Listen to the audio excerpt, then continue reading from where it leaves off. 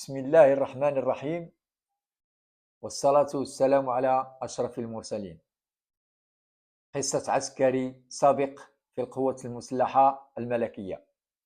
إخواني المغاربة، أينما حليتم داخل أرض الوطن أو خارجه، فتشكرتي لكم جميعا من طنجة للقويرة وخارج أرض الوطن. فكنطلب من الإخوان ديالي، الإخوان الأعزاء جنود ومدنيين، باش ديروا لي لايك والبارتاج باش يوصل لأقوى المشاهدين.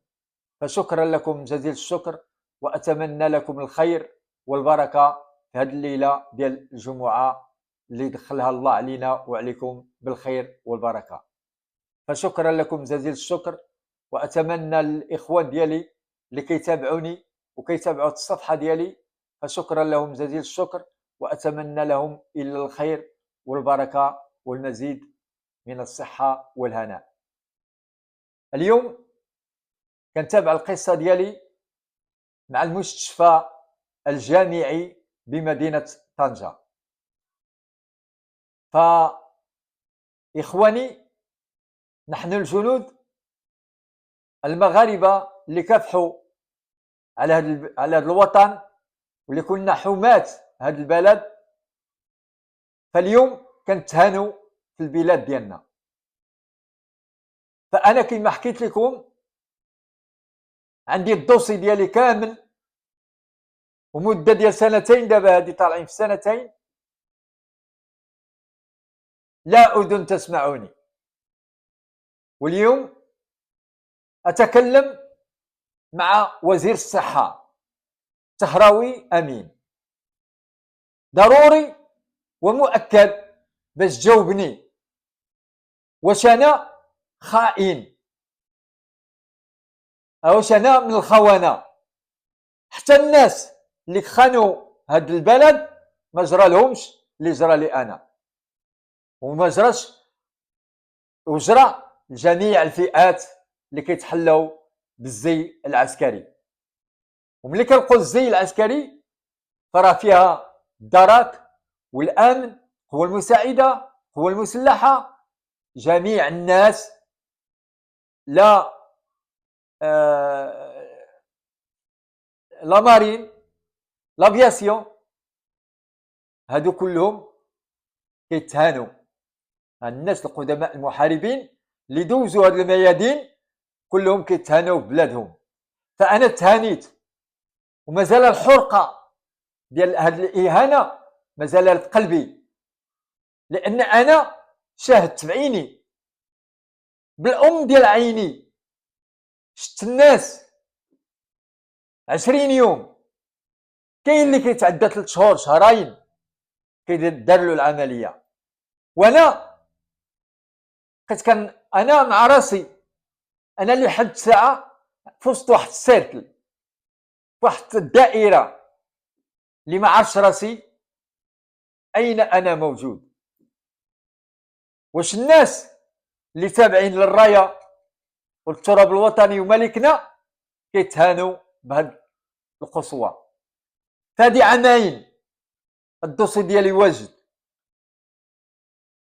واش يا اخواني المغاربه، يا جنودنا الابرار الابطال الاسود ولا بؤات، انا كنتكلم معكم اليوم باش تشوفوا هاد الشيء اللي جرى لهاد العسكري السابق في القوات المسلحه الملكيه. من بعد ما دوزت تقريبا عام و4 شهور او 5 شهور، دابا حاليا 4 شهور، عام و4 شهور او 5 شهور، في اخر المطاف كيصيفطوني للقرطبي. من تما قالوا لي خصك تهبط للقرطبي، وفعلا هبطت للقرطبي.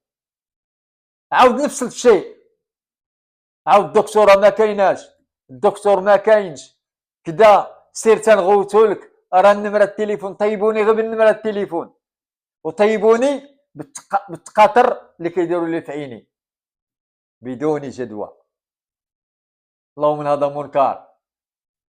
انا اليوم كناشد وكنطلب غير تقولوا لي اشكون انا في وسط واحد السيركل حائر، لا اعرف ما اقدم ولا مؤخر.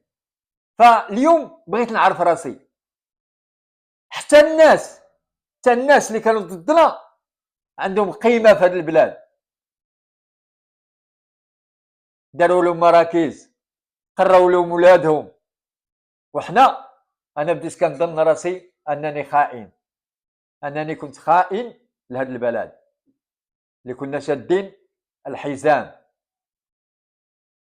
وهذا الانسان هذا اللي هو قوم وجاهد فداء لوطني وملكي، الله يرحمه ولا برحمة الله، من الزاق حتى العرقوب حتى القرقارات حتى القويره، زيد لا طنجة زيد لا الداخله، هاد المناطق كامله دوزها، جبال وودان ورمال، كلها الا سولتيوها لو كانت تكلم بالناس ديالنا اللي دوزوا هاد المراحل بالعطش والجوع والغيبة الطويلة على والدينا. كنا في ذاك المومون، ذاك الوقت كنا كاين اللي كيجلس 3 سنين 3 هاد 3 سنين كيشد فيها 20 يوم او 25 يوم، ودوز في العسكريه 24 25، كاين اللي دوز 30. الا جمعنا هاد الايام ديال العطل ديال لا بيرميسيون اللي كنقولوا حنا العسكريين، ما كتجاوزش واحد السنتين في الحياه ديالنا كامله، دوزنا سنتين. اللهم من هذا منكر. ونجيو لبلادنا اللي تفتخر بينا وتعزنا، ندخلوا اي اداره نكونوا حنا السباقين، الا الاداره ديال الامن والدرك، هادو ناس تحيه لهم من هذا المنبر، اللي هما كيقدروا ناس شرفاء، والرئيس ديالهم انسان شريف، ولد الطبقه الشعبيه، لان هو هذا الانسان عبد اللطيف الحموشي تحيه له من هذا المنبر، قرا مع الناس، ما قراش في فرنسا، ما قراش في المانيا، ما قراش في بلجيكا، قرا في فاس دار النهراز مع الفئه ديال الشعب المغربي. هذا كنتظروا فيه الخير، وحنا الحمد لله بنت واحد البوابه، الحمد لله راه ماشي الطريق الصحيح. علاش ندلو حنا؟ تمشي لاداره عموميه ما كاينش اللي يستقبلك، تمشي للمصحه حتى واحد ما يعرفك، مستشفى هذا المستشفى الجامعي اللي دار سيدنا نصره الله من المنبر وكنطلبوا له الشفاء، فداروا للمواطن الكدح بحالنا، ناضوا هما خصوه، باعوا وشراو فيه، كراوه باش يستنتجوا من هذه الطبقه الكادحه. فإلا دخلتي للمستشفى، انا دابا كنعرف المستشفى كامل، المستشفى الجامعي حفظتو، لان المده تقريبا عامين وانا كنطلع ونهبط، كنهبط في الشتاء، في البرد، في الصيف، في الحراره، في الشتاء، في الريح، هادشي كله دوزتو وكنشوف، كناخذ الخيبات، وخديت جميع المعلومات على ذاك المستشفى. لا أذن صاغية تسمعون، أقسم لكم يمينا الا كيجيبوا المريض كيقولوا لهم تخلصوا، عاد دار له العمليه. كاين اللي يديه هابطه طايحه مهرسه حديثه ولا كذا، ولا خصك تخلص عاد يدخلوك مركز العمليات. ونزيدكم ما كاين لا مدير لا رئيس مستشفى لا حتى واحد، كاينين اطباء غير تلاميذ ماشي اطباء. وكنظن ان الاغلبيه الساحقه فيهم هما من هاد الناس اللي شاريين دبلومات. كيف يعقل انني انا هذا العبد المذنب، هذا الجندي المتواضع، كنجيب لك التحليله ديال السكر، وملي كنحط لك التحليله اش كيقول لي الدكتور؟ ها هو قرا التحليله. انا اللي ما قريتش الدكتوره عارف التحليله ديالي شنو فيها، ما فيها لا سكر لا ملحه لا حتى حاجه. وملي كينزل ديك التحليله اش كيقول لي؟ واش عمي فيك السكر؟ واش فيك الملحه؟ ولا شات الشهاده ملي تسولني لا شات التحليله نديرها ب 60,000 فرانك و 50,000 فرانك. وهذا الشيء شفتو بالام ديال العين ديالي، اقسم لكم بالله ما كنكذب، وانا صريح، وانا لا اخاف احدا. الله ينصر سيدنا. وانا اليوم راه ما كناش سيدنا، لان القانون في الدستور ما كيهبلوش باش يهضر عليا انا. كاين وزير الصحه اللي كنتجهلوا اليوم باش يرد عليا باي وجه كان، وكنطلب من الاخوان ديالي الجنود وكذلك الناس المدنيين. وهذا المدني عنده عنده با، عنده يما، عنده ولد خالته ولد عمو، كلهم كاينين اللي جاري لهم نفس الشيء ديالي. انا مواطن حر مغربي قح، مناضل مغربي احب خير لهذا الوطن، واللي كيمس الشعره في هذه البلاد كنكرهو. انا حاربت وجاهدت على بلادي كيتجاهدوا عليها الاخوان ديالي كاملين، فتحيه لهم من هذا المنبر. وكنقول لكم باش ديروا لي لايك ولي بارطاج باش يوصل الاغلبيه ديال البشر، ديال الاخوان ديالنا في المهجر، باش يشوفوا الراي العام ويشوفوا هذا الجندي، هذا المقاوم المحارب اللي خليت الدماء ديالي في المناطق الصحراويه، وانا اليوم ادل في بلادي. لا اخاف سجنا، انا ما كنخاف السجن، انا دوزت كثار من السجن. انا بقيت في العطش وبقيت بالجوع، وكنت غادي ناكل الفعاء قطعتها وغادي ناكلها، وكليت جميع الحيوانات من الضب وجبد، كليت الديب، كليت الثعلب، كليت جميع الحيوانات اللي موجوده في المناطق الصحراويه. يكفيكم انني شربت السطل اللي فيه الفار منفوخ، الزغب ما بقى فيه حتى زغبه، بقى غير منفوخ وردي، شربت من السطل ديالو. دابا الا جبتي لي اي غير دبانه طايحه في السطل ما نشربش منه. علاش؟ فداء لوطني وملكي.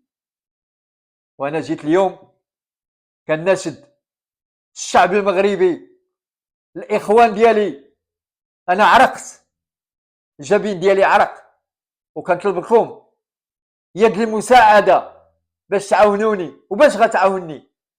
لا اطلب منك ماديا، انا اطلب منك معنويا. تقف معايا وتقف جنبي ودير لي لايك ودير لي جيم ولي بارطاج، تبارطاجي وس ما تقد. فشكرا لك جزيل الشكر. وكله اللي ما دارش البارطاج فليس هو مغربي، فنحن مغاربة أحرار نريد بعضنا بعضا.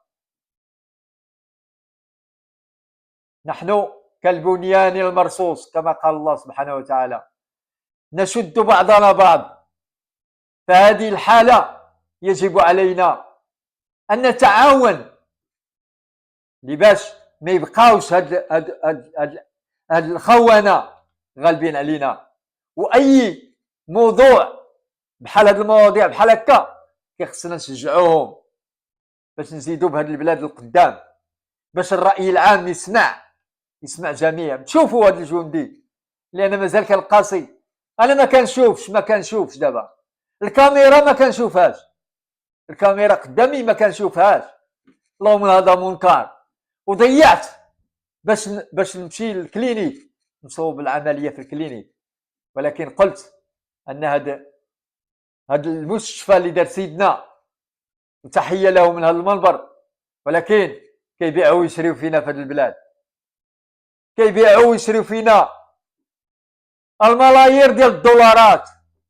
حنا غنيين، حنا الحمد لله بلد غني بالثروات، فلاحة، صيد بحري. وباش تعرفوا أن حتى الفوسفات كانت روسيا هي الأولى وحنا الثانيين، اليوم أصبحنا احنا الأولين في الفوسفات. ولكن حنا ما كنطالبوا حتى بحاجة، كنطالبوا غير بالعيش الكريم. واش تصور أنا شفت هاد الأيامات في التواصل الاجتماعي جراد كولونيل مريض، راه في التواصل الاجتماعي مريض يتحرك بكرسي، هذا مقاوم على بلادو، وكيخرجوه من داك السكن العسكري، باغيين يخرجوه من السكن العسكري. اللهم هذا منكر. واش هادشي ما كتشوفوش؟ ما كتشوفوش هاد المسائل بحال هكا؟ تهضر انت ونهضر انا ويهضر الاخر ويهضر الاخر، ولكن في النطاق لا نطالب باي ثمن او بماديات او لا، فاحنا جنود مجندين. فاليوم انا عندي 67 في عمري، وإلا طالبني الحرب سيدنا انا موجود، انا الاول. يا ريت نموت في الصحراء، يا ريت لو كان ما رجعتش، يا ريت. بعض المرات كنبقى نراجع الذاكره ديك، نقول يا ريت لو كان مت في ذاك الاراضي شهيد، ما رجعش للبلاد اللي تهيني. انا رجعت لبلادي كتهيني، اقسم لكم بالله الرجل ما كيبكيش، وانا بكيت في قلبي بالحرقه، لان اليوم انا جوج عينين ما كنشوفش، وكنت في شي بلد وكان يهزوني فوق العماره، اش كيقولوا لها فاش كيهزوا العروسه، العماريه، ويديروا لي العمليه. انا برزقي كنسلف وكيعاونوا لي وليداتي، نهار المنبر كنحييهم، هما اللي عاونوني مساكن، ودرت العمليه وكندير العمليه والو. انا اللي كنضيع الفلوس بلا فايده، لا بدون جدوى، وكان بقيت عندهم هما وكان مت. وحنا كنشوفوا، ما كنديرلكمش غير على نفسي، على جل الجنود، حتى اللي عنده لا صوم. شمن صوم عنده؟ كاين اللي دوز 24 عام عنده 1500 درهم، وكاين اللي عنده 1000 درهم. وما الناس اللي غادي ندوي لكم عليهم في موضوع اخر من بعد، فهذوك لا ذكر لهم. فاحنا ما عندناش الاذان ما عندهمش الاذان اللي تغالينا وتسمعنا، وحنا كنبردوا على قلبنا في التواصل الاجتماعي. اللهم هذا منكر. تبقاو تصيفطوني وانا راجل كبير. كتعرف غير باش تجي من المستشفى د القرطبي كيخصك واحد 2000 فرانك وترجع ب 2000 فرانك، وواحد كيديك لهذا وواحد كيجيبك لهذا، حتى لورغانيزاسيون ديالهم ما اورغانيزيش داكشي مزيان. اليوم طبيب تلميذ طبيب وغدا اخر وبعده اخرى وانت ماشي هكاك، وكل واحد كيلغي بلغاه. حتى عمرت هما كنت وريت لكم الدوسي، انا الدوسي عندي كامل، ويكفيك انهم عندي باستيات الفنيد، داك الفنيد اللي باش كيديروا العمليات، جوج النوبات عنديهم عندي جوج النوبات، وهما كيعطيوني باستيات كيقولوا لي باش غادي نغوتو لك عمي ودير العمليه. فين هي الاولى والثانيه؟ واليوم انا مازال كان سايب، ودرت الفيديو الاول لا اذن صاغيه. فاليوم كنطلب منكم الاخوان ديالي والسي الطهراوي ووزير الصحه، والله من هذا منكر، والله من هذا منكر. واش انت مغربي وتكلم معاي؟ قل لي، هدر معاي. انا مغربي قح ابا عن جد، وعاش الله والوطن وسيدنا الله ينصرو. ويجي يوم اللي غادي نقاردو. شحال بقى لي في السن ديالي؟ ربما ديروا لي العمليه شهر او شهرين توفى مشى عند الله، ولكن وقيلا غادي ديروها لي حتى نموت وتتبعوني للقبر وتجيو ديروا لي عمليه في القبر. هادشي اللي كاين، هادشي واضح. واليوم تحيه نابعه من القلب لجميع الاخوان المغاربه اينما حلوا وارتحلوا خارج ارض الوطن وداخله، وكذلك الجنود ديالنا. شوفوا مساكن، شوفوا في الرباط وفي مكناس ديك اللبوءه اللي في مكناس كتغوت مسكينه. باش كتغوت؟ بالحرقه. راه الا شتي الانسان كيغوت عرف الحرقه في القلب ديالو. وحنا معاكم بقلبنا. وكذلك كنتمنى وكنطلب من الله جل جلاله باش ياخذ فيكم الحق. كنطلبوا الله سبحانه وتعالى ياخذ فيكم الحق. وما حنا هذه غير دار الفناء، مازال يوم اللقاء عند ربكم تختصمون. ان شاء الله الرحمن الرحيم نتلاقاوكم تما. فاحنا الحمد لله والشكر لله مدينا الناس كنا كنعيشوا بالنفس ديال الله سبحانه وتعالى، والحمد لله. واليوم ماشي كنموتوا بالجوع ولا بالعطش. الله يخلي لنا وليداتنا، والله يخلي لنا ملكنا. واليوم هذا العبد المذنب اللي كتشوفوا فيه كتشوفوه لابس مزيان ونقي وكذا. انا عندي طبله ديال الديتاي، طبله ديال الديتاي دابا نصورها لكم. هذا الجندي المحارب اللي قضى الشباب ديالو فناء لهذا الوطن، وانتم كتشوفوا الاواخر ديالي انا كنبيع الكارو. الحمد لله بشخصيتي لا ابيع الديتاي فانا بشخصيتي، وما نمدش يدي لشي واحد يهني. راه حنا كنشوفوهم يتسولون الاخوان ديالنا. واش ما شفتيوش في السوشيال ميديا كيتسول جندي اللي قاسى 20 سنه في الصحراء، وكنشوفوا دركيين وأمنيين. وهاد الناس، هاد الفئة كثيرة، اللهم هذا منكر. حتى الناس اللي يخدموا مع المدنيين، مع شركات عمومية، خرجوا بالضمان الاجتماعي كما كان الحال، خلوا له واحد النصيب، ماشي بحال هادو اللي قبطوه وداروا له بحال الكرة، كان في التيران خرجوه على التيران، كرة يتلاقى يقطعها ولا هادي داكشي ما كيهمهمش. وإلا بغينا نهضروا في هذا الموضوع فبزاف.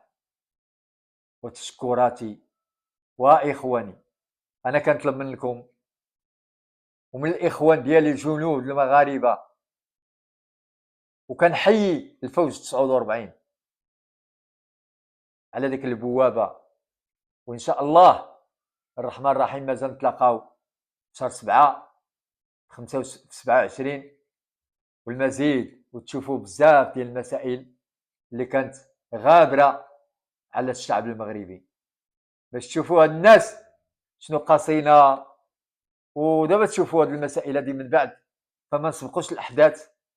وكنطلب منكم أنا أطالب الوطنيين الأحرار باش يديروا لي جيم والبارطاج على أوسع حد.